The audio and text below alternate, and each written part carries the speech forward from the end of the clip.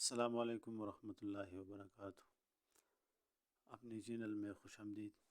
آج ہمارا سبق ہے پہلا جائز عمل نماز کا، جو فرض ہے۔ فرض کی تعریف یہ ہے کہ اسی دلیل سے ثابت ہو، قطعاً دلیل سے ثابت ہو، مثال کے طور پر قرآن شریف سے ثابت ہو، احادیث مبارکہ سے ثابت ہو، اس میں کوئی شبہ نہ ہو۔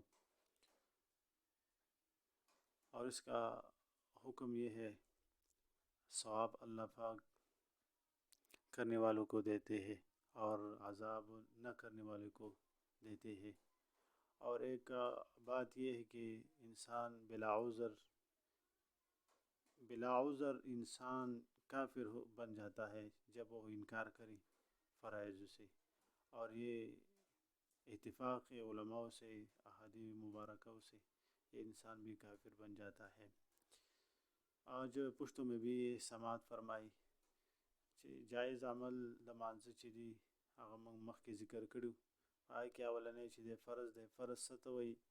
فرض دې ته وایي چې هغه په دلیل قطعي سره ثابت شوي، لکه لمونځ ثابت شوی دی په دې آیت سره چې واقیم الصلاة، الله پاک وایي تاسو قائم کړئ لمونځ. نو لمونځ کول چې دی دا ثواب دی، حکم یې دا دی د فرضو په کولو کې ثواب دی، په نه کولو کې عذاب دی.